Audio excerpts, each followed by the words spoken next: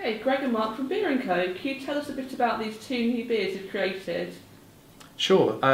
Portman and Churchman, really, we've developed in partnership with the Dove Brewery in Ipswich, and we wanted to celebrate the local heritage of the town to coincide with the beer festivals that we're doing with local brewers.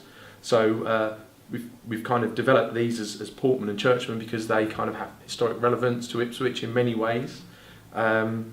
And the Portman in particular celebrates the heritage of the wet dock and the working port, which has been active since the 5th century in Ipswich.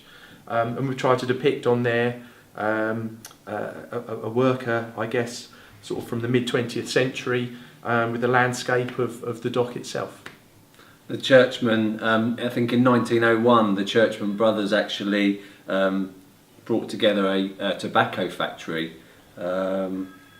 And then basically it came from there. The ground, the stand in the ground was named after that. So again, it's going back to that heritage. And then you've got the championship winning side of 1962. So it all really fits in really well there. We remember going and watching the games in the Churchman stands too. Yeah, sitting on the old milk crates. Milk crates, going and watching in our youth together. So that was quite relevant too. And what's the flavour profile of each of the beers?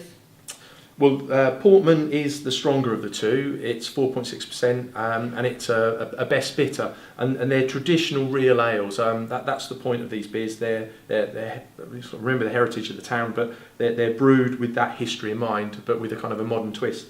So yeah, this is a slightly stronger beer, slightly richer.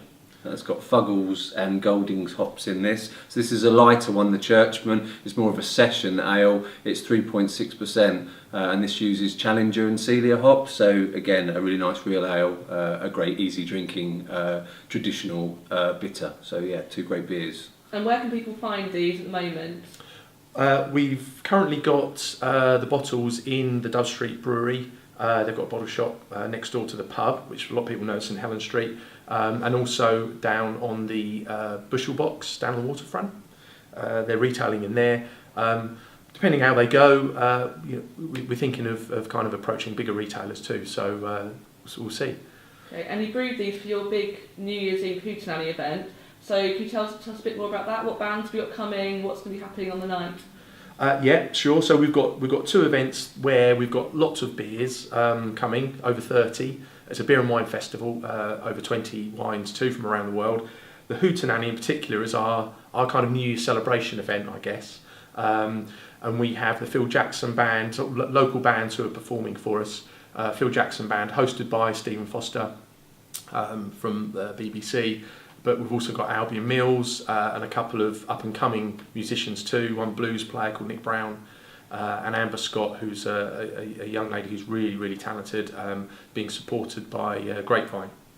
And that's the finale. The beer festival, beer and wine festival, kicks off at midday on the Friday, the 30th. So if you go into the Ipswich Town match, which is on that evening, a good way to kick off your Friday, chase away those Christmas blues.